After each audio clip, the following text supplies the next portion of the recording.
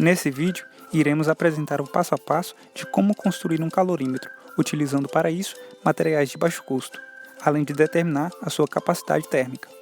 O calorímetro é um equipamento isolado termicamente da sua vizinhança, utilizado para fazer estudos sobre a quantidade de calor trocada entre dois corpos de temperaturas diferentes. É destinado para demonstrar qual é o calor específico de cada substância, ou seja, a quantidade de calor que é necessária para fornecer a 1 grama de uma substância para que assim a sua temperatura seja elevada em 1 grau Celsius. Para montá-lo, utilizamos os seguintes materiais: uma lata, isopor, um termômetro, fita adesiva e estilete. Primeiro, utilizando o estilete, recortou-se o isopor em pedaços retangulares de acordo com as dimensões da lata.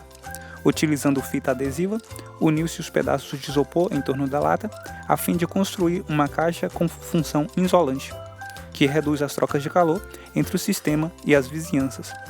Na tampa do calorímetro, adicionou-se um orifício para se introduzir o termômetro. Para determinar a capacidade térmica, foi medida e registrada a temperatura inicial do calorímetro.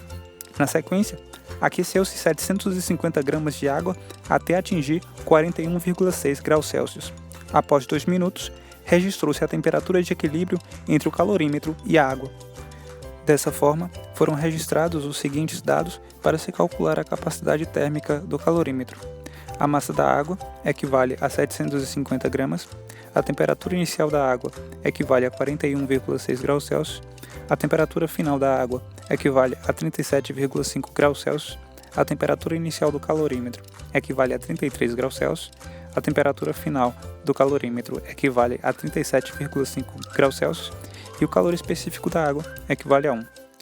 Para avaliar a capacidade térmica do calorímetro, somou-se sua quantidade de calor, Q do calorímetro, com a quantidade de calor da água, Q da água, e se igualou a zero, uma vez que estamos considerando um sistema isolado, ou seja, o sistema não troca nem calor nem matéria com as vizinhanças.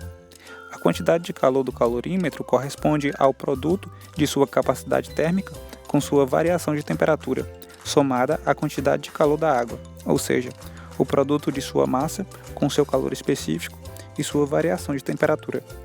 Assim, temos a relação de que a capacidade térmica do calorímetro vezes a diferença da temperatura final, ou seja, a temperatura de equilíbrio, 37,5 graus Celsius, e da temperatura inicial, 33 graus Celsius, somada com a massa da água, 750 gramas, vezes seu calor específico, que vale 1, vezes a diferença entre a temperatura da água no equilíbrio, 37,5 graus Celsius, ou seja, sua temperatura final, menos a inicial, medida no instrumento, que equivale a 41,6 graus Celsius.